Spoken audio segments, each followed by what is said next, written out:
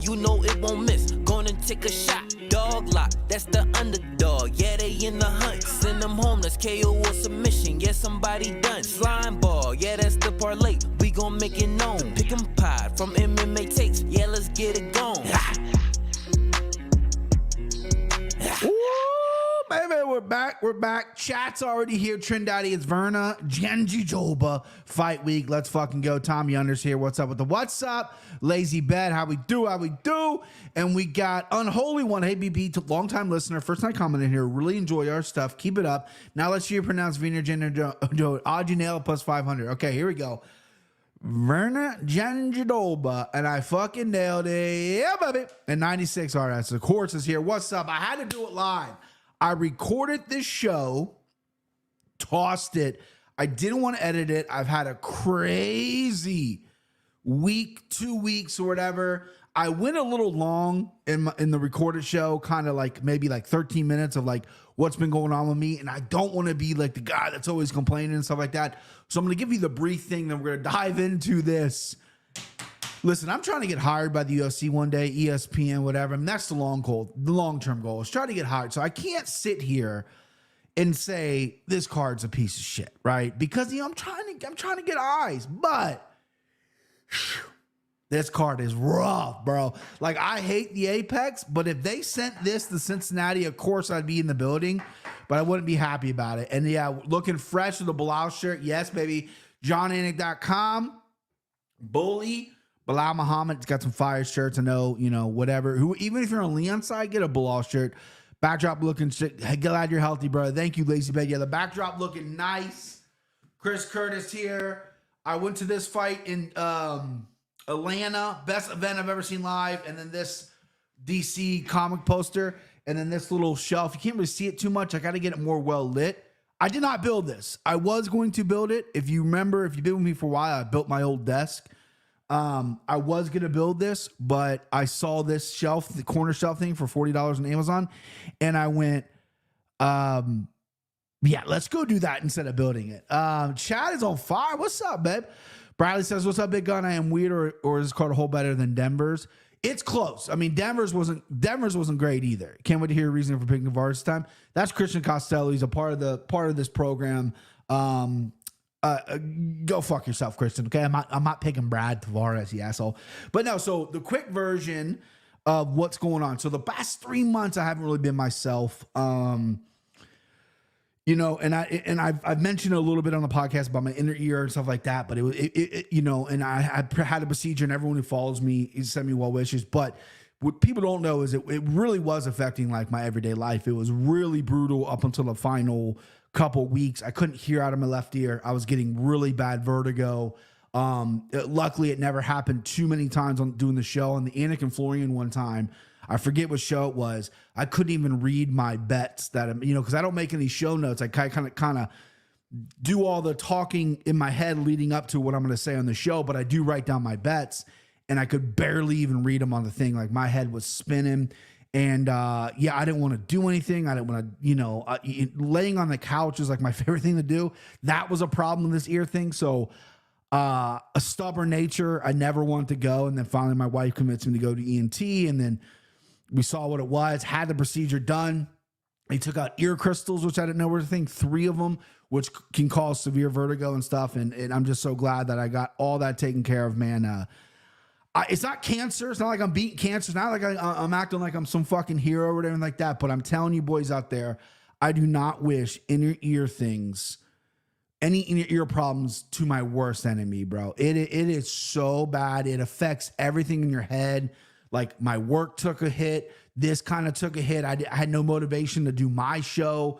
I got up for the Anakin Florian shows. That's such a big deal, and I love those guys. And I kept it tight-lipped. I didn't tell the Anik boys. I didn't really tell many people. My wife knew. Once I booked the surgery, I finally told my mom, or procedure. They don't like calling it surgery anymore. But last Thursday, July 11th, was in and out. That's why I didn't do a show last week. The week was kind of trailing away from me, and then that happened. And then the 2 days before that, I had to get my sleep study done because I got this monster fucking neck, right? And the Asian doctor that does my DOT physical for my work goes, hey, bro, your neck's too fat, bro. You have sleep apnea. So I got that done on Tuesday, got the results back on Wednesday. And I know last time I brought this up in the chat, someone said minus 300 for sleep apnea. Well, guess what, baby? Hello?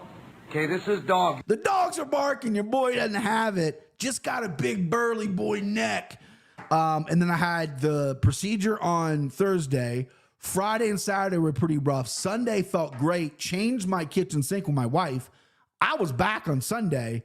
And then Monday I had to go, or Tuesday, excuse me, I had to go back to the appointment, and I went back with the Chinese guy, doctor. He's a nice guy, but whatever. And he's like, doesn't remember me because, it's like an outpatient thing. I mean, they constantly see people, and he's just like, oh, let me measure your neck. And I went, shaboom, hit him with the fucking, hey, here's my sleep results, bitch. Ain't got sleep apnea. Put that tape measure away. And the funny thing is I've lost 8 pounds. I went into January. I've lost 8 pounds, right? Maybe I was just really fat in January, but I've lost 8 pounds, which is nothing when you're my size. 8 pounds is a fucking dump probably. But I've lost 8 pounds, but my neck got a ½ inch bigger. My neck is growing, right? I gotta hit me up in the chat how to get a fucking nice trim neck, dude. I don't know how to do it, but all these things are my rearview mirror, boys. Thank you for the positive message and everything. Again, I'm not like acting like I'm like some fucking had major surgery or everything, but it just, I'm a fairly tough dude. I can ignore a lot of things when it comes to my body. I mean, I worked with a broken bone in my foot for months. I worked with really bad a toe injury for months, right? I'm pretty good with sucking it up, right? I will say that. But this fucking ear thing, man, it is. I sucked it up as much as I could for work and going on vacation with the family and stuff, but it's tough. So anytime you boys got to deal with anything like that, I feel for you. And you can DM me and I'll talk to you about what happened to me and what and if I could help you out or whatever, because it is brutal. Bro, that neck is fat, pretty hefty in tone. Yeah, dude, I mean, this thing is just, he measured it. So you have to, for my job, this is the last thing I'll say about my fat neck, and then we'll get to the fights. For my job, you have to be, your neck has to be under 17 inches. Last time I was there, it was like 18 inches. And I went, okay, man, but I don't fall asleep during the day. It takes me actually forever to fall asleep, yada, yada, yada. And he's just like, it doesn't matter. You got to get a sleep study. So normally when you go to a DOT, they give you 2 years. This guy was giving me 6 months because of the thing. So I finally got the sleep study done. And so I went back this time and he measured it and it was 18 and a half. So it's gained a ½ inch. And he kind of just was like, let me see those sleep study papers again. Where'd you go? Who did this? Like, motherfucker, your boy just got big neck and I sleep without fucking, sleep apnea is when you can't breathe when you sleep, whatever. Yeah, right. Thank you. Yeah. Why the fuck is your neck size requirement? Exactly. It's a weird DOT thing. And being overweight and being a bigger guy, they immediately go to my neck. There's one chick years ago, super hot I had. She came in, I mean, smoking hot. I think I was engaged at the time. I don't think I was married. And I'm trying to be all cool, like, yeah, and they make you walk on your tiptoes and they try to pull your arms down, typical physical stuff. And I'm trying to be all Mr. Tough. Like, when we pop some push-ups right now, you want me to do that? When we show you some fucking karate moves? Blazing hot. She goes, yeah, so sit down. You're, you got to lose some weight. And she gave me like a fat camp pamphlet because she thinks my knees are going to go bad if I keep working or whatever. I'm like, all right, so I'm not Mr. Cool Guy like I thought, but that chick was hot. Let's get into fights here. Speaking about hot chicks, neither of these guys are hot chicks. Muhammad Usman, minus 135 versus Thomas Peterson, plus 114. I've never picked Mo Usman. I don't think Mo Usman's a great fighter, but the guy wins fights, right? I've picked against him pretty much every time he's fought in the UFC. He's coming off a unanimous decision, lost to Mick Parkin, who's who's an English heavyweight that's kind of coming up, similar to Thomas Peterson. Thomas Peterson, though, against Jamal Pogue looked terrible. He got out athletic, if that's a word. I'm making it a word, bitch. And Muhammad Usman, to all his faults as a fighter, is a very good athlete. He's quick in there for being as big. He's got some good defensive wrestling. I hate his striking. I think this is going to be kind of a boring fight. I'm good to go Mo Usman. And, of course, Trindade with the fucking lines. What a stud. And Twins, before that, Trent says, I always bet on Mo. He's not good, but he's profitable. Very true. I'm finally on the Mo train now. I'm going Mo Usman. Thomas Peterson against Jamal Pogue looked awful to me. He's got some good finishes on the regional scene. He beat Chandler Cole in the contender series, which who fucking cares, right? That's like hitting a home run off my daughter. You know, she's 7. Who gives a shit? That doesn't count. Yeah, he did in front of Dana White, and you're a heavyweight, so yeah, they signed you because you have a pulse. But Mo Usman, just not a great fighter. I am picking him here, there. This is how thin this card is. I just shit all over Mo Usman, right? No disrespect. And I almost threw him in the slime ball parlay when I was building the parlay. That's how slim this card is. It took me a little bit to build the parlay up. I get one skip, but I've been missing shows this year with everything going on, so I'm not going to skip a parlay at all. But yeah, Mo Usman laying off it. I think it goes to decision. The over-under, I mean, it's got to be the over. The over is going to be 2.5, right? Yeah, the over is 2.5, minus 210 for the over. That makes sense. Neither of these guys can finish a bag of chips. Well, they can finish a bag of chips because of their size, but they're not going to. All right, next up, Luna Carolina, minus 115 versus Lucy Pudilova, minus 105. Kind of a weird fight here for me because Luna Carolina is a girl who looked really good against Lupi Gomez. She's a very good fighter, but Lupi was so undersized. She couldn't get Luna down, but Luna looked really good with her hips and her striking. And then we all remember her getting absolutely fucking cased by Molly McCann with that spinning elbow.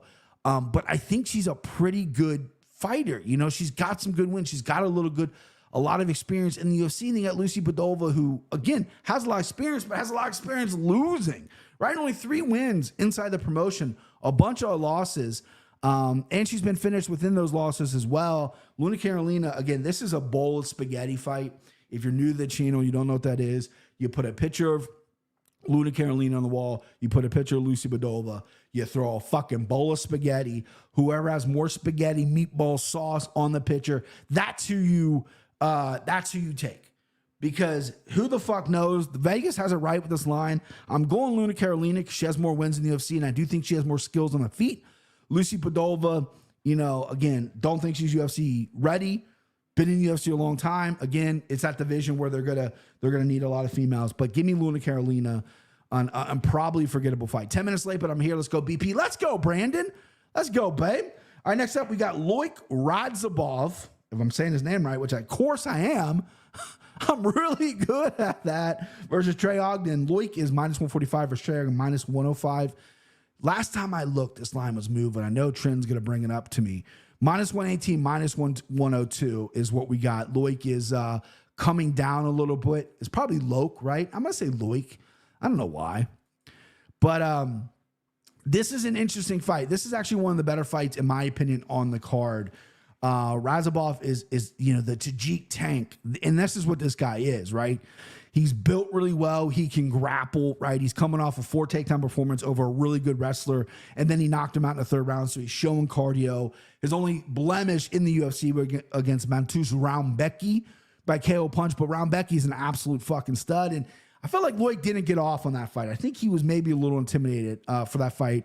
In his debut against Esteban Rivovic, he got outstruck, but he landed 11 fucking takedowns. Like, this dude can grind. You know, here, Loik, to be honest, is what Lazy Bed said. So Loik, I'm going to go Loik. People know more than me. I can't pronounce shit, right? I barely can pronounce my own name. Loik, to be honest. All right. Minus 22, minus 102. I'm going Loik Radzhabov. I think, Trey Ogden's good. He's a good coach. He kind of took over that Kansas City gym, and he's a great mind from the sport. He's big. He's thick. He's strong. He's got good grappling. His striking is offbeat. He has shut down some really good strikers with his striking. But Radzhabov, though, is just, I think he's good everywhere, and I think he's dangerous. I don't think Trey Ogden's dangerous. Even when we get you to the ground, it doesn't scream submission threat to me. Sure, he's got some submission on his record, and I'm sure he's a jiu-jitsu black belt, but it doesn't seem like, oh my God, Trey Ogden got me to the ground, I'm dead. Radzhabov is a guy that's going to keep coming forward, and the wrestling is going to be interesting. He fought Al Azidi his last time out. He's a stud wrestler, and Radzhabov took him down 4 times. He got taken down 3 times, but the grappling was there, and then come 3rd round, he still had enough power to knock out Al-Zawidi. So I like Loic here, Radzhabov, kind of a lot. I like that the numbers drop in the 118. This is going to be a bet. Right when I get off the show, I'm going to bet this for sure. I think it goes to decision. I like the over. I mean, Radzhabov could knock out Choi, but I don't think he's ever been knocked out in MMA, so doubtful that happens. We're looking for maybe a gas situation in the third round. Choi carries a lot of muscle on him, so it'll be interesting. And Radzhabov obviously has that power to carry the third round. Check his last fight, boys. All right, next up, VA stand up. Timbo stand up. Miranda Maverick, minus 218 versus Diane Barbosa. Diane Barbosa. Miranda Maverick, you know, she was the next big thing, right? She was the next big thing coming out, and then she wasn't. By the way, I don't know if I talked to you boys about this. Strawberry watermelon, Gatorade. Ooh, I know everyone loves Prime and Body Armor. I'm a classic Gatorade man. My kids love Prime. I got a Prime 300 bottle over there. Tastes like piss, but it's going to be, you know, you got to keep it. If I'm wrong in pronouncing it, OU is Skyline Chili. I'm going to take you on that bet because I can eat Skyline Chili anytime, any day of the week. Maverick trend updated the line for me, minus 225 or Barbosa, plus 185. Barbosa's 2-0 in the UFC. Got to win the Contender Series and got to win in her most recent UFC fight, and she won by decision over Ernesta Carnecata, if you say her name, who's not very good. Miranda is becoming well-rounded. When she got bodied up by Erin Blanchfield, she's like, I need to get better at grappling. I need to get better at getting back up. She's a big, strong, athletic girl, and she can do that, right? I think she got a little over her heels. Maybe the UFC got a little over the heels and hyping her as much as they did. Now they're pulling her back a little bit. They're putting her lower on cards, and they're giving her winnable fights here. She's a good-sized favorite, minus 225. Almost another slime ball parlay for me because your boy knows chicks. If there's one thing I know, it's having a fat neck, Skyline Chili, and knowing chicks, bro. Give me Maverick at minus 225. I'm not afraid of that number. I think it goes to decision again. I feel like such a little basic bitch keeps saying, decision. But when I look at these fights and I write down how they finish on my piece of paper, I don't see a lot of finishes, and I hope I'm wrong, right? Yes, the fight card is weak on paper. Yes, you know, the fight cards like this that aren't great, not always, but can deliver. But I look at these matchups, and I swear I'm just not, and I'm wrong all the time. Who gives a fuck what I say? But I'm just, I'm not loving like a lot of finishes here. I mean, I think there's some really good fights, some up-and-coming guys, a lot of Korean fighters. This should be in fucking Korea. But we're at the Apex. So give me Maverick. I like it. And Shane Fudge says, this guy knows chicks. This guy knows chicks. John Anik knows I know chicks, right? You know what I mean? Kenny Floyd knows I know chicks. Ray Longo knows I know chicks. I know chicks. All right, next up, we got Brian Kelleher, plus 170 versus Cody Gibson, minus 205. Interesting fight here. Both veterans. Cody coming off the Ultimate Fighter, but he had fought in the UFC prior to that. Good fighter. Had some good fights outside the UFC as well. And then we got Brian Kelleher, who's fallen on some hard times a little bit here, in my opinion. I think Kelleher, probably one of like the coolest down-to-earth guys there is in the UFC. A good rapper. He had that horrible neck thing. Where do you have neck surgery? Which a lot of guys, like Algeo had it, Chris Weidman had it, but a lot of guys, they don't come back the same, right? And Kelleher came back, and he's lost 3 in a row, right? But he's lost 3 in a row against really good guys. He's been finishing all 3. Umar, what are you going to do? Umar's going to fight for a title one day. He's a fucking stud. Mario Bautista, another fucking stud. And then Cody Garbrandt, I just don't think he fought a smart fight with Cody. And Cody looked pretty good in that. And one thing about Cody Garbrandt is he does have power still. Brandon says, we won't stop in the hole with nose BP. I know chicks. I got some shirts in the works. I bought some Peloton shirts that I wore on the Anik and Florian on Monday, and this Bully shirt. I have some shirts in the works too, and there might be something. There's 2 that I've designed already that I have sent for them to kind of whip it up for me that I love. And there's a 3rd one I'm working on now, and it might, you know, the whole world, and then because I feel like the people that watch this show, that watch me, that listen to me, they know chicks as well. You know, that's how much I know chicks, is everyone that listens to me now knows chicks. Man, this is tough though, but I don't have my green hammer with me because I read it in my office and my kids took it, but this is the green hammer spot of the week. I'm picking Brian Kelleher. I'm going dog. Not dog hunting, not dog locking, but I'm going Kelleher over Cody Gibson. Cody Gibson I feel like he's a very good fighter, but he just doesn't know how to finish and he doesn't know how to win fights, right? It's a weird thing to say. He has won fights before, but they're always like drag out, whatever, and they're never like, he never pulls away. And Kelleher needs one bad. He's been fighting UFC competition for a while. The last 3 fights are really, really good competition. And I think Kelleher, again, I want to personally root for him as well. Seems like a fucking dope dude. But I'm going Kelleher plus 170, underdog shot, boom. He could even grab a sub. He's got a nasty guillotine. He's got some nasty chokes. But the green hammer, the prop play of the week, the multi-unit prop play of the week. And did we hit last week? I can't even remember because I'm such a fucking idiot. Good thing I have a book. We did not. I had Brundage. Cody Brundage, by the way. I saw him go on a show and it's like, the fact is I couldn't continue, bro. Listen, I'm not a fighter, right? Okay. And I'm not going to sit here and be like, oh, you want a pussy and be one of those like outspoken, like tough guy fans or whatever. But I mean, the Jacob Malkoon one and now this one, I mean, I'm just glad they didn't give him a win. I'm being completely honest with you. I'm surprised UFC hasn't cut him yet, but I had him plus 3.5. That was a push. And I had Silva versus, oh God, I can't remember right. Silva versus Dober under 1.5, which I missed. But I did hit Silva by KO, which was nice. He didn't really KO Dober, but that cut, man, that thing was big old fucking pussy on his eye. Going Kelleher, green hammer. I keep getting distracted. I'm so excited talking to you guys. The chat is here. I'm here. Let's fucking go. And I'm feeling good. Green hammer, plus 3.5, Brian Kelleher. All he's got to do is win one round on the judge's scorecard or win the fight or finish the fight. Plus 3.5, plus 100. Plus money green hammer is what we like. We're smashing it to bits and pieces, bitch. And we're taking it to the bank. So let me reiterate. Brian Kelleher, money line, plus 170. Take it to the bank. Let's go. Brian Kelleher, plus 3.5 point spread on DraftKings Sportsbook right now is plus 100. That's a fire bet. That's a great bet. Those point spreads I've been hot with. Last week I pushed with Brundage, but I've been hitting these, right? So let's go That's been placed. That bet's sealed, signed, sealed, and delivered, bitch. So Brian Kelleher plus 100. I think he's going to take a round.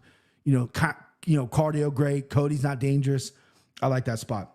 All right, next up, Jung Young Lee minus 185 versus Hyder Amil plus 154. Interesting fight. This is actually secretly, sneakily one of my favorite fights in the card, a fight that I'm actually really looking forward to. Because Jung Young Lee won the road to the UFC. His final fight against Rizza, that was the guy's name, right? He just goes by like one name, right? Super athletic, just fucking wrestler who took him down like 6 times. Am I right about that? Okay, so yeah, that was his last fight, excuse me. He won the road to the UFC by a decision win, 25 landed strikes to Yizza's with the Y's 24. Yizza landed 5 takedowns. Did nothing with them. I remember the fight. And Jung Young Lee won a split decision. Before that in the road to UFC, he was finishing everybody in the first round. Then he gets Blake Builder. 49 strikes landed, 2 takedowns against Blake Builder, who is a good prospect. I like Blake Builder. But if you watch that fight, Blake Builder did not show up. Blake Builder looked terrible. That was an off night for Blake Builder. Now he's getting Hyder Amil. Hyder come from the scrap pack. Old Gilbert Melendez boys up there in San Francisco or Northern Cali just scrapping, right? Went on the Contender Series, got taken down 5 times against Inraya Somez. But got up every time, looked great, outpaced them, out-cardioed them, out-positioned them. Kind of a letdown spot because he had a little bit of hype with Gil in his corner. Kid's got a good look. He's a handsome dude. Gets Fernie Garcia in his debut, lands 80 strikes, knocks him down once, and then gets a takedown and wins by knockout round 2. So Hyder Amil, I think here's the lines right down the screen. Plus 164 right now. I mean. Hello? Okay, this is Dog. Okay, there's a dog. Dog him up. Lock him up. Place that bet now. Wait till he gets higher. Place it again. Wait till he gets higher. Then double your money. That's what I'm saying. I like Hyder Amil here. Jung Young Lee's a guy who is good on the ground when he's on top, right? But when he's on the bottom, there's nothing. There's nothing there. We saw it against his last fight. Amil isn't the wrestler that Yiza was, but he's scrappy. He comes from the scrap pack, guys. Did I not mention that? But this dude's all over the place. His cardio's great. His volume's great. He's going to be aware of what Lee wants to do. Lee's going to want to take him to the ground. And Hyder's fought guys like that in his past, or his entire career so far. I like Hyder here big. And here's the first line ball play. So I was going to go Hyder dog. Every time I add a dog to the slime ball, Christian's always yelling at me, hey, my grease ball has fucking dogs in all the time. Yeah, your grease ball don't win, grease ball. Over 2.5, minus 125 is the first leg of the slime. Young Lee versus Amil. Over 2.5, minus 125. First leg of the slime ball parlay. I think this goes to decision. Hyder could finish it. I wouldn't be surprised, but I think it goes to decision. I think Amil wins the decision and or finishes him late in the third round. Doesn't matter to me. I like Amil. Dog lock plus a slime ball parlay. What's the chat saying? Lazy Bet says Amil is a guy to watch. Big old blockhead, chin for days, scrap pack product. Yeah, dude's got a kind of a mini Dober chin. Big old head for the weight. We got Riley Davidson. Amil ain't bad. He really isn't. Sexiest man on YouTube. Thank you, Rexley. Is that me or is that Amil? Because Hyder's very handsome, but I'll take the compliment. No follow-up questions. Dog lock right there. Riley Davidson's king. No Diddy Rex. No Diddy Rex. Shane Fudge, can you explain no Diddy Rex? I don't know what that means. Are we talking about P. Diddy raping everybody and being a fucking pedo? Because my mom called that years ago. I swear to God, my mom, I love her, God love her, right, is not a smart woman. She's very gullible. She believes everything.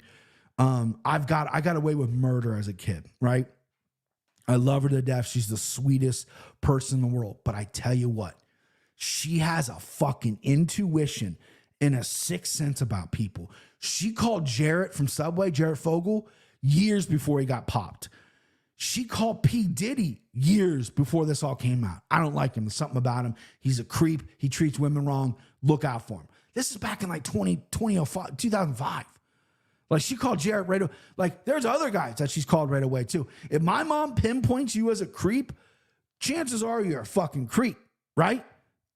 She's batting 1,000, boys. And this isn't a smart woman, right? But the intuition, for days, no homo is what Shane Fudge has. 220 is the biggest favorite. It's a good card to make some shekels to, even though it's a shitty fight of paper. I agree with you, Rymo. There's not a huge separation with lines. I think Vegas is having a hard time. Oh, there we go. No Diddy means no homo. Thank you, Shane. I'm old, man. I'm an old dude. I didn't get that one, but thank you for explaining it to me. But Rymo, you're right. This is a good card to maybe win some money on, even though if it's not like a blockbuster card. There are some spots I like here in Hyder Amil plus 164 is what Trin said. Yep, he went up. Dog lock, we're going. All right, next up, fight I'm looking forward to a lot. Choi. The Super Korean boy is back, baby. The haircut, the boyish good looks, him knocking dudes out. We haven't seen that in a while, right? He took 2 years off the military service, came back, took like another 2 years off, coming off a majority draw over Kyle Nelson, I believe, right? But Choi is plus 142. And he's going against Bill Algeo, minus 170. Bill Algeo, do not say he's from Philly, right? Even though he's from Prussia, King of Prussia, which is like 40 minutes away. But I guess, you know what? Like, Middletown is like 50 minutes away from me. In Middletown, people, they claim Cincinnati. That's fine. Like, okay, you're from Cincinnati. I mean, you're a Bengals fan, whatever. I'll let you be from Cincinnati, right? But the minute someone told me, like, oh, you're from Middletown, Ohio, I'd be like, well, I'm from Cincinnati. I'd have to correct them. So I guess I get it in a sense. Philly people are very prideful. I don't know any of the geological stuff in Pennsylvania, but it is what it is. Anyway, Bill Algeo, Senior Perfectico, wasn't so perfect last time out. Got knocked the fuck out. For a guy who's been super durable his entire career, get knocked out like that, a little bit of a surprise. I had a lot of money on him. I believe he's in a parlay. He's got really good footwork. He's got some good grappling. He's kind of hard guy to pinpoint. Choi, on the other hand, is a guy I love watching fight. His straight punches are phenomenal. Cardio, he's been away for a while, so I'm hoping all he's done is just cardio. Better not cut his hair, right? He better not have grown any facial hair. Doesn't look like he can, but he better not have. He better look like the same sweet old boy we know. And he goes out there and sleeps Bill Algeo. Algeo, listen, this is kind of a thing in MMA. He's 37 years old. And when you get cracked that first time, mentally, physically, that might be in your head. Let me see. That might run. I'm going to read the chat in a second. That might run in your head. Fuck, I got cracked. Now you're going against a power puncher here. This is my send him home. Johnny, tell me. Send him home early. Send him home early. Do with Choi. I'm going underdog. Going send him home.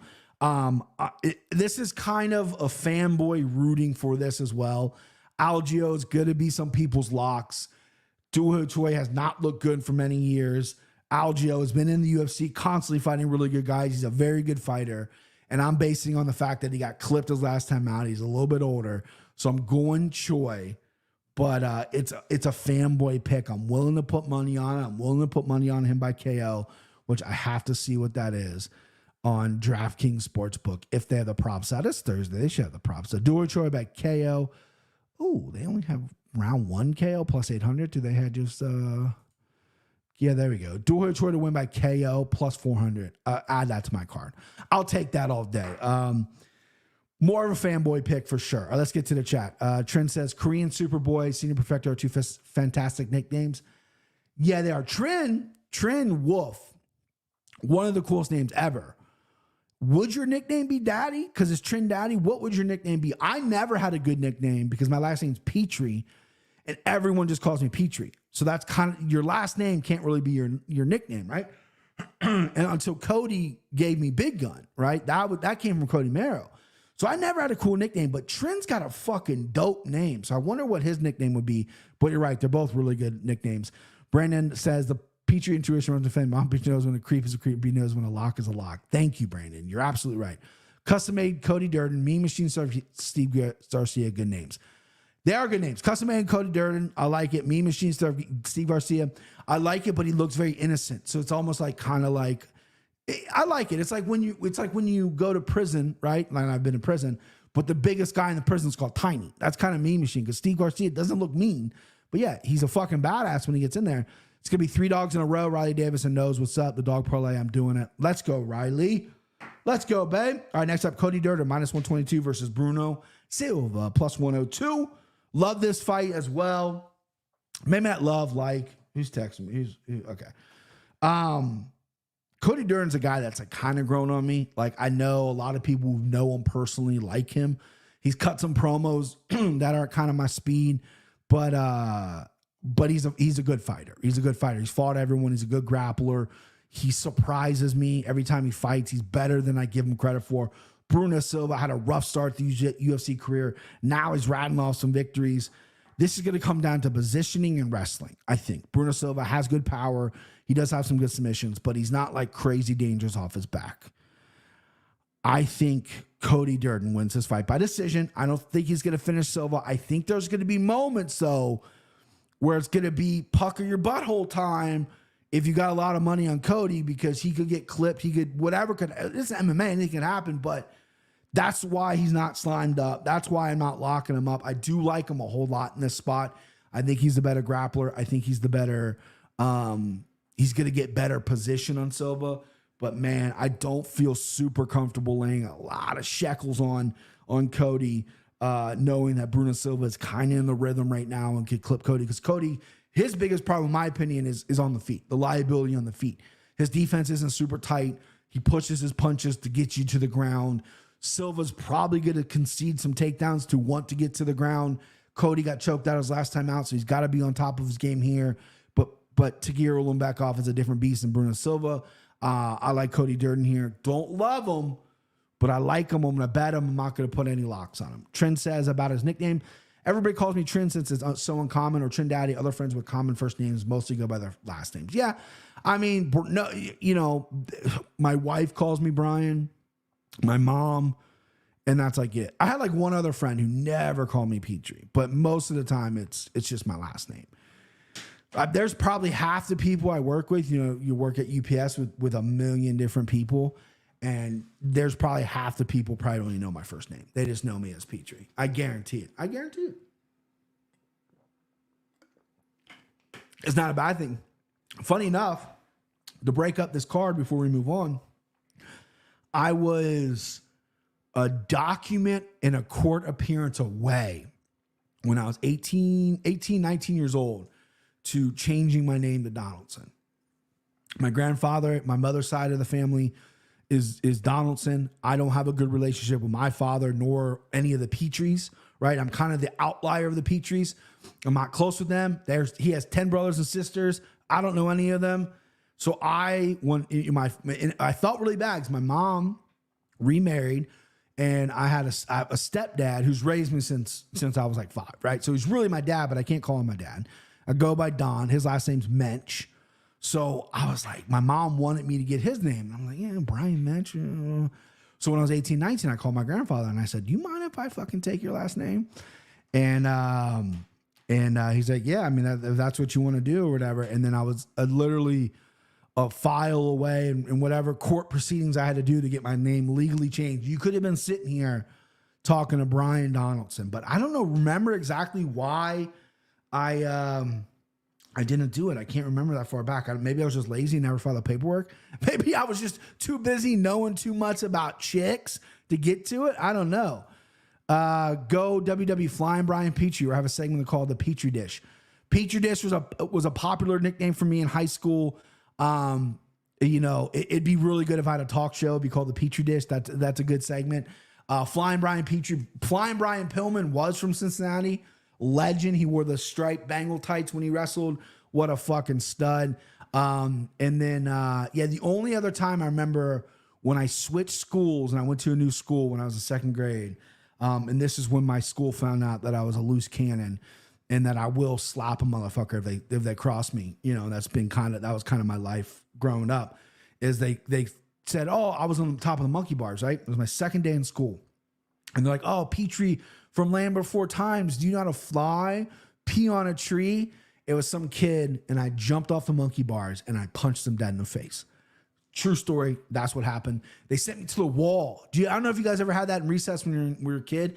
If you fucked up in class, you didn't get recess. You were on the wall the entire recess. And if you fucked around in recess, they put you on the wall. So I punched this kid's lights out, and they put me on the wall. That was it. I was like, all right, I'll do that every fucking day. My last name used to be Spears. I was adopted by my stepdad when I was 12 and changed my name to Wolf. That's dope. Good for you, Trent. Spears is a cool last name too. I was very close to getting adopted by my stepdad, like legally and everything. And again, that kind of fizzled out. But I really, for whatever reason, wanted my last name to be Donaldson or whatever. And then, again, I had everything, the ducks in a row, just never did it. We had the wall in elementary school too. Oh man, the memories. Yeah, the wall. You got to get on the wall. In some parts of the school, wherever we had recess at, there was a little wall, literally a wall. The other ones, we had to sit on the hopscotch courts and just sit down and watch everyone play. I was on that motherfucker like every recess. I bet you I had more recesses on the wall than actual recesses in elementary school. I guarantee it. All right, here we go. Let's move forward. Kurt Holobaugh, plus 114 versus Kainan Kruschewsky. Kainan Kruschewsky, this was a pronunciation of the week. I got laughed at. How is this dude Brazilian? Kruschewsky's Brazilian, minus 135. Doesn't matter if he's from Brazil, if he's from Chicago, with that ski on the last name, he's a good fighter, right? And Kurt Holobaugh, here's a guy, again, kind of like Cody Gibson, had his run in the UFC, had his shot, and he's nailed. This is a guy that can finish. Good off his back, is nails on the feet, hard to finish, hard to put away himself, hard-nosed guy. But I just think when he gets the bright lights in the UFC, he falls short a little bit. I just think it's going to be his MO. He's a little bit older too. Kruschewsky, I think, is a guy who's been a little chinny. You watch some of his fight. It's not the cleanest defensive performance I've ever seen. He has been put away by strikes, but he's aggressive and he is good. He's 33 years old. He's not the youngest guy in the world. What's his record? Like 15-2 or something like that. Good record. I like Kruschewsky here. This is almost another lock for me, but Holobaugh, I actually originally had Holobaugh written down, switched to Kruschewsky once I did more film study. But yeah, Kurt he's like Cody. It's Cody Gibson, that is. It's a weird thing where they could easily win, but you don't know who's showing up. And I feel like these guys freeze when it comes to the UFC, the bright lights. Kurt kind of high in this card, has a little bit of a name from the Ultimate Fighter, yada, yada, but I just don't know. I want him to deliver. This could be on paper. This could be a great fucking fight because both these guys bring it, right? But, we'll see what happens. All right, next up, Steve Garcia, Mean Machine, baby. Minus 142 versus Sung Choi, plus 120. By the way, I nail the Korean names. I mean, even just the inflection of my voice. Why doesn't John give me Korean names, right? Sungwoo Choi. I mean, dude, I could move to Korea tomorrow and they'd fucking accepted me. I'm kidding, guys. I could not do that. C. Garcia minus 148. So he's gone up a little bit. Oh, I love Steve Garcia in this spot. And I never thought I'd say that. I never thought I'd pick Mo Usman, and I never thought I'd pick Steve Garcia. Nothing against Steve Garcia, right? He has gotten a lot better, and his striking is clean. His leg kicks are clean. He's defensively liable. He's there with his hands. Chin and durability is going to be a question for me throughout his career. But when he's locked in, he's listening to his corner. He's doing all the right things. He's a phenomenal fighter, phenomenal striker. Sung Choi, long arms, big power, but inconsistent, lacks focus. He's been put out before. Likes to get wild. That's kind of how he wins his fights, when he turns into a brawl. When it's a technical affair, he falls behind. Steve Garcia has all more of the technique than Sungwoo Choi. I put $500 on him on the Anakin Florian. He's a mortal locking him in a wheel. I'm mortal locking him up. I'm sliming him up. Mean Machine Steve Garcia. I think he can come out with a really great KO. If we're diving into props, it's still summer. Prop pulls open. Steve Garcia by KO plus 120. So, you know, Vegas is on it. It's still plus money. I still might ride a little bit. I might go to BetMGM. I do believe they have ways where you can bet. At least someone told me this. There's ways you can bet up how it gets finished, because I would love just a leg kick finish on Sungwoo Choi. But Steve Garcia, Mean Machine, I'm all over him. I love him this spot here. I picked the show on Monday, and I was confident. And the longer the week has gone, the more I've looked at it, the more I thought about it. I'm like, dude, I fucking love Steve Garcia in this spot. Of course, he can get clipped. Choi's got power. He's got the long-range weapons. But again, technique is on Steve Garcia's side, baby. Technique is, and I like the kid in this spot. Do you guys remember what he did to Chase Hooper? I love what Chase Hooper's done. Going up to 55, bodying up a little bit, not being a young boy anymore. He's looked phenomenal. His strikings look good. He's really going to be a handful on the ground for years to come. But do you remember the Steve Garcia fight with Chase Hooper? Fuck, dude. He almost killed Chase. R.I.P. Chase Hooper almost after that fight. But we need more of that from Steve Garcia here against Choi. Technique, power, slipping, ripping. You know what I mean? That's a shirt. Slipping and ripping, baby. That can mean a lot of things. You know what I mean? Not just fighting. That can mean a lot of things, right? Take your slip from the gambling, rip, or save it. Slipping and ripping some chicks. You know what I mean? Slipping and ripping, some shots. That's why I love these lives, man. You know, a lot of stuff comes out. The chat keeps me on my game. This is what we do. All right, next up, co-main event, if you want to call it that. Brad Tavares plus 154 versus Young Park minus 185. The Iron Turtle. Spoiler alert, I picked the Iron Turtle. I only had two bets on the Anakin Florian. Both were $500. Steve Garcia versus the Iron Turtle. I like the Iron Turtle here. Sorry, Christian. I'm not picking Brad Tavares. Probably one of my worst picks was Brad Tavares by knockout against RoboCop. I really just thought RoboCop was that chinny. Brad Tavares is really good at distance. His leg kicks are good. He's hard to take down. But when you pressure him, and the Iron Turtle pressures, bitch. When you pressure him, he fades. He plays the wall game. He plays the cage game. He defends takedowns really well, but he doesn't do anything offensively. The Iron Turtle is going to wear him down. I wouldn't be surprised if the Iron Turtle has a really good rear naked choke. Takes a neck here. It's highly unlikely because Tavares has stopped takedowns over better grapplers in Park, but Park by submission is plus 700. I'm willing to dance with that. A little bit. But yeah, I'm not picking Tavares. I'm going Jung Park, the Iron Turtle, minus 162 now. He's gone down a little bit. And the final leg of the slime, which I'll give you at the end of the show fully to remind you. But yeah, that's Jung Park. All right, main event. How long are we gone? 44 minutes? God, 44. I've been talking a lot of bullshit today. All right. Amanda Lemos, plus 120 versus Jandiroba. Tavares is going to play spoiler. Shane Fudge is on. Fuck. Brandon says Iron Turtle by finish. Listen, every time I go on Tavares, he fucking loses. So maybe he'll actually win this time when I'm against him. But again, slime ball parlay. Hopefully not. You can always hedge. Amanda Lemos plus 154 versus Rina Jandiroba minus 135. Battle of the haircuts. Battle of this is just not a good main event. I'm sorry. Both these females are very high level, but they don't speak English. They're not marketable.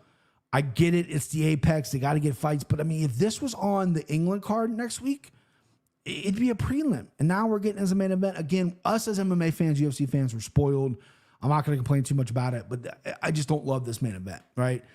You can shit on the card all you want. It's a bunch of young guys, a bunch of Korean fighters, a lot of people getting some shots here. Very evenly close, matched up with the lines and whatnot. But the main event bothers me. Short and sweet. I like Amanda Lemos. I think she's going to be just the better athlete overall. 5 rounds is going to be tough for Jandiroba to just constantly pressure and try to take Lemos down. Lemos got taken down 6 times by Zhang Weili, the champion. Last time got taken down once by Mackenzie Dern, but survived the ground with Dern. Jandiroba is not the grappler Dern is. She's a better wrestler, though, so I do see her taking Lemos down, but over 5 rounds, I'm concerned for the cardio for Jandiroba. I think Lemos has obviously been 5 rounds. She's dangerous on the feet. She has good submissions herself. I just see this being a decision win for Amanda Lemos. Maybe a late 4th, 5th round TKO by Amanda Lemos if Jandiroba just completely gasses. I don't care how good a shape you're in, grappling that hard, trying to take someone down, constantly holding down for 5 rounds. You got to be a special athlete. And maybe Jandiroba is. Maybe a surprise here. She's got a low number at minus 135. If you like Jandiroba, no fault there. I'm not going to bet this fight. I like Amanda Lemos. She's my pick. Maybe if I'm having a good night, maybe I'll put $25 on her to win in the 4th and 5th round, which will be crazy return. But, that's all depending if I have a good night. All right, so recap real quick. Dog lock is going to be Amil. Send him home, Choi. And then the mortal lock is Steve Garcia, Mean Machine. So here's what I'm going to do. Everyone loves the graphic I make and put it on Instagram. I put it on Twitter. And I appreciate that. You guys are the best. But I'm trying to get to 2,000 subscribers. Now, I'm not accusing anybody of not listening to the show and just going right to the graphic. I understand why the graphic's important. You're not supposed to remember every fucking word I say and write everything down. I get that. The graphic's nice and handy if you want to tell me, which I'm very flattered if you want to tell me. So what I'm going to do, instead of posting it on Instagram and Twitter, I'm going to put it on every podcast I have. So you can screenshot it. That way I know you're watching. That way I can get to 2K. That way I can gauge more, yada, yada. You understand what I'm saying? So I'm going to put it up right here, screenshot it towards the end, and we'll go. Whoa, oh, too quick? That was too quick, wasn't it? All right, here we go. So here it is right here. Let me get the comment off the screen so you guys can see it. All my picks, if you look at the Amil, he's over it's not him as the slime ball parlay. It's the over with Lee. Remember that. He's also my dog lock. Choi's my send him home. And mortal lock is Steve Garcia, slime ball plus 387, which is Jung Young Park, Steve Garcia, Amil versus Jung Young Lee over 2.5, plus 187. Green Hammers, Brian Kelleher, plus 3.5. Plus 2.5. So he's got to win a round or win the fight, plus $100. The slime ball and the green hammer have been placed up to 429 now as the slime ball parlay, is what Trindaddy is telling me. I love you, Trind. Thank you for that. So there that is. So remember, screenshot it so you have it. And that way I can suss out anybody who DMs me and goes, bro, are you posting that graphic? I listen to the show every week. What's up with the graphic? Well, gotcha, bitch. Gotcha. No, I just think this will be an easier way. Again, I'm trying to get to 2K. That's my fault. I haven't been consistent posting. I got to get back on socials and all that stuff. And now that I got all this shit cleared up, your boy's back. Your boy's back right now. Your boy's fucking back. Bully's back, baby. Next week, I'm hoping to do the live with Timbo and Christian. The last live we did, Timbo was not there. Hopefully Timbo can be there. He obviously had some family stuff, whatever. Hopefully that is shaped up. We get the fucking lunatic, the fucking pit bull, the contract killer back, and we can go 3 heads on the pay-per-view next week because maybe it's just because this card's kind of sour. I really like that England card. I fucking love the fights on it. I'm geeked up. I'm already looking past this card to go to that card. Reed Scott, I don't bet. I just like BB. What a fucking stud, Brandon. Right there, baby. He doesn't even bet. He just likes BP content. God damn it, I love you. I love everybody in the chat. You guys are absolutely fucking awesome. Hopefully the plan is not this year, probably because they're not really coming close to me, but next year I'll be going maybe some fights in Vegas, maybe some fights in the United States, and I can run into some of these beautiful people that I have not met that follow the chat. Because I've been to a UFC event every year for the past like 5 years, and I haven't gone this year. So next year, I think I'm gonna save some cash. Next year is when I'm gonna start. Definitely gonna go to Vegas at least once. Got to pick that card out and maybe go to a couple different cities. Was gonna go to Denver, but that fell through. But listen, you guys are amazing. Your boy's back. Thank you for putting up with my bullshit. Follow me on all social medias at Brian Peter MMA. I know I have a lot of Instagram DMs that I have. Instagram's a fucking joke. I'm a Twitter guy, X guy, whatever. But every time I get a DM on Instagram, I don't see it. It goes to a completely different folder. So I gotta go. Oh, hold on. Yeah. I saw that when you wore the Capper shirt at the International Fight Week when you met John and those boys. Hopefully those boys were super kind to you. You are an absolute stud. Is BP on Tapology? I don't think so. MMA Bets, Tatum Temple runs my MMA Bets. That's where you can get all my bets as well. You can follow me on MMA Bets. Or what is it? MMA Tips? What is it called? I don't even fucking know. That's what all the cappers did on Twitter back in the day. Kind of a shitty website, but Tatum is an absolute stud, gem of a person, human being, that she ran that for me. So you guys are beautiful. Mwah. I love you. I promise one thing, and this is the one thing I promise. This neck will never get smaller. You guys are the best. I'll see ya.